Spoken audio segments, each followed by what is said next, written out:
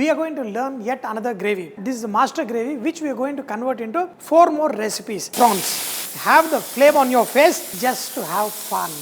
Just to sizzle little bit. Malai kofta, beautiful gravy along with this koftas. Namaste, Salam Alaikum, Sat Sri Akal. Welcome back to another session with your Vahchef. And today we are going to learn yet another gravy. This is what we call like universal gravy. We call this as yellow, Indian gravy. When you have this gravy, you can modify this into pretty much any gravies. What we do is we have tomato puree, we can dilute into this gravy and even convert this into makhani gravies also. I have seen that. First we are going to make a paste. You can take any nuts, especially you take char magas, chironji or anything you want. I am taking some almonds and some cashew nuts. When you add poppy seeds, you either boil the poppy seeds and add, otherwise you kind of dry roast and add it. But if you have the blender, which is pretty good, so you can add the poppy seeds, some salt into this and run it fine like a powder, then add water and make it into a fine paste. To make this gravy, again we're going to use onion and tomato, but here the proportions are different. A little bit of whole garam masala and some bay leaf. In this, we're going to add onion. Add some salt, cook these onions till they are slightly colored. When we made the onion tomato gravy, we added the onions and tomatoes together, but here I don't even want to see the tomatoes when the gravy is done. So put the tomatoes also along with that cashew nut. Make sure first the cashew nut is fine and pasty. The onions will disappear because I chopped it fine. Add ginger garlic paste, turmeric. This turmeric also will give a very nice yellow color. In this, I'm going to add a lot of coriander powder. We're going to add water.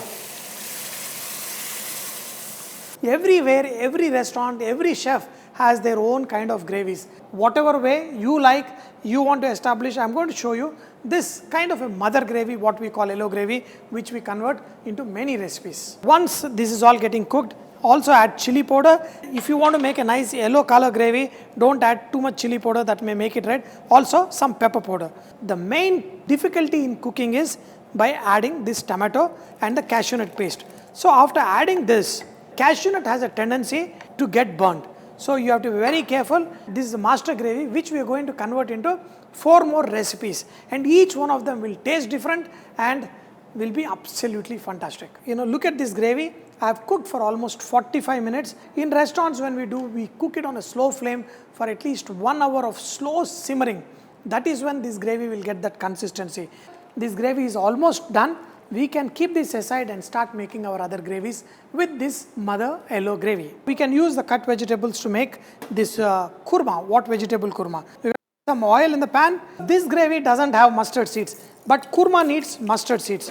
Add red chili, little bit of fennel to give that nice flavor, the curry leaf. And what we do, we need the nice mint flavor also. In this, we add the vegetables. So the vegetables also kind of get refreshed. In this, we are having the coconut paste. So what is missing from the thing? We add poppy seed, everything. For a korma, you need coconut paste. And in this, we are going to add water. Beautiful curry-like thing is getting ready. Once this comes to a boil, the coconut doesn't need to cook much. Add a little bit of salt because the vegetables when we boil, there is already salt. So we're going to wait. Pour this yellow gravy here.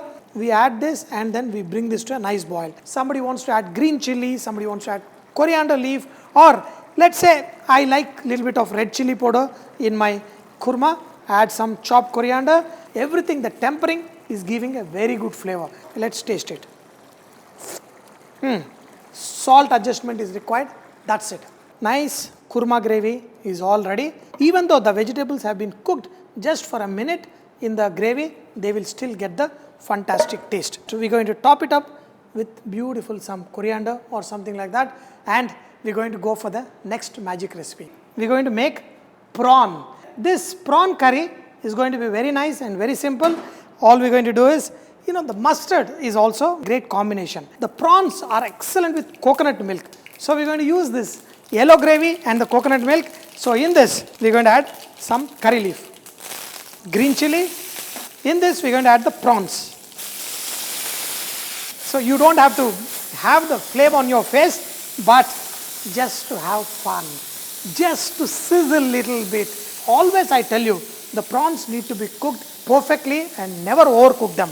I'm going to add some crushed pepper, little bit of water. These prawns will slowly sizzle in these juices. Add a little bit of salt. So always in the gravy we add less salt because we don't want to mess it up. If the gravy has more salt, you messed it the entire thing up. Now we are going to add gravy. We need to get one full portion, so these ladles act as a measurement. So if it is lot of gravy, we are going to use 2 for one portion. If lot of vegetables or lot of meat is there, we are going to use 1.5. So we adjust the whole thing. The gravy is all getting ready. The real flavor will come with the coconut milk. So here I have got the coconut milk. You have to be very careful. You don't add too much, otherwise it will destroy the taste of the curry. When it is nicely boiling, watchful eyes, just mix it little more. That's it. See the coconut milk. All you need to do is bring this to a boil. Chop coriander and also some tomato. See, I've cut the tomatoes into slightly bigger pieces. We're going to add now. They will not cook. They will just get juicy along with the prawns. For this, I'm just going to squeeze in a little bit of lemon juice. The dish is ready to serve. The thickness of the gravy is all your choice. So always we're going to leave some prawns with the tails on up here. Pour the gravy first. We can arrange these prawns on top. Look at them. The prawns are assembled on the center. This is just to show you that we added a lot of prawns. Tails on. If they look good like this, even more better. Chopped coriander on the side. This is simple prawn curry with your yellow gravy. The next recipe is chicken. Add some oil, add chicken pieces, add little bit of salt. You want these chicken pieces to be sauteed. And let me tell you, I have brined the chicken pieces. So these chicken pieces, even if I cook it like 3 minutes, they will be cooked and the pieces of the chicken are also small. I'm going to add bell pepper, add a little bit of kasuri methi, add little water so that the masalas don't burn. Add a little bit of chili powder. I want this to be nice and spicy for me, and also some garam masala powder. Nice and spicy, and I have got some mint. The yellow gravy what we have, add to this. Bring this to a nice boil, and the kasuri methi, the capsicum, they give the freshness and all the things, and you will have a fantastic chicken curry, that too boneless. If you want that tikka masala effect, add some yogurt to it. That will give the masala kind of effect. Bring all of this to a boil. In this, we're going to add the cream. Mix this without curdling. No need to cook it any further. Just let it simmer in this. The chicken, the capsicum gravy is all ready. This is perfect. So the next item is, we can make even malai kofta with it. So can we? Yes. I've got this milk kova. So in this, I'm going to add some raisins. This is going as a stuffing inside my paneer kofta.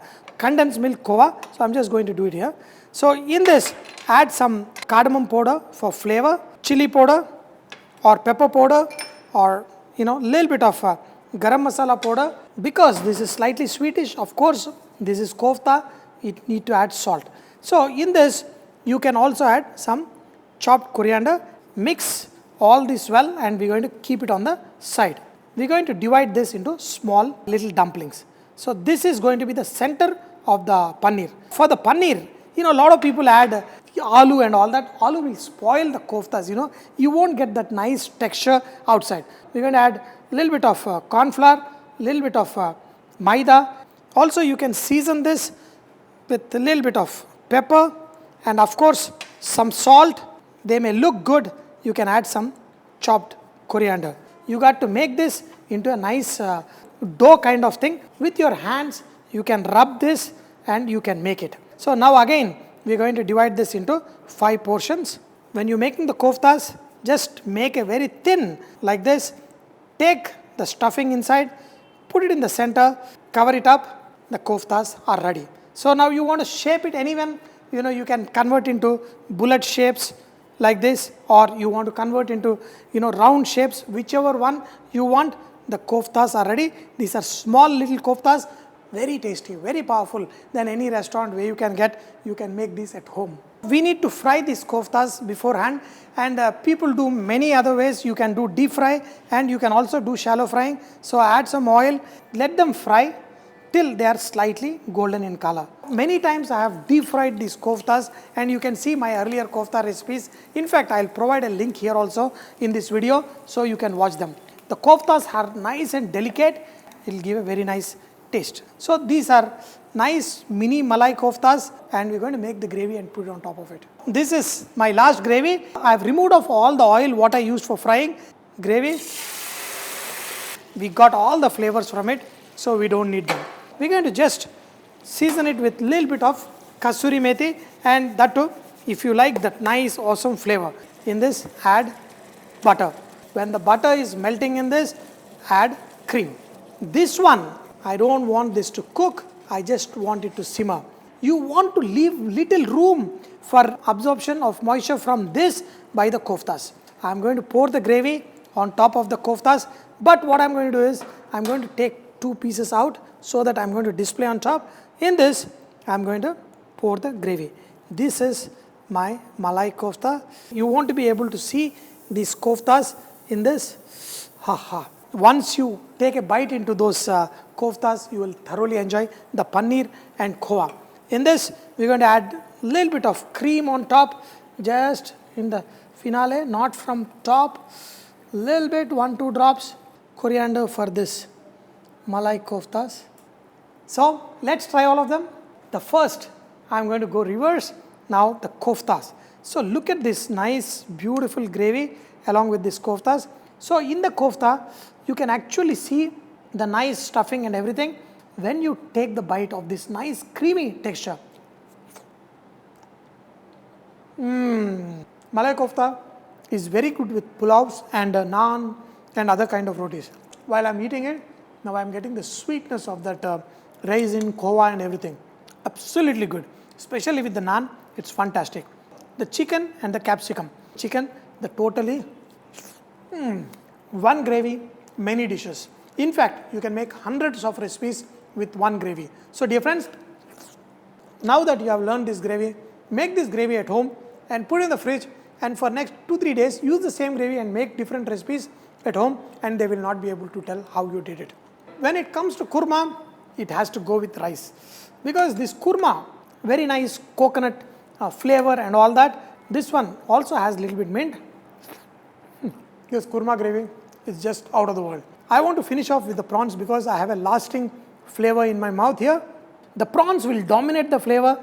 Lime, just a little bit extra. These prawns, the rice flavor. Dear friends, I hope you have enjoyed today's session. So we will be doing many more of these sessions, and I am making all the recipes you've been requesting. So share these recipes with your family and friends and keep saying Vareva, because the food is super yummy.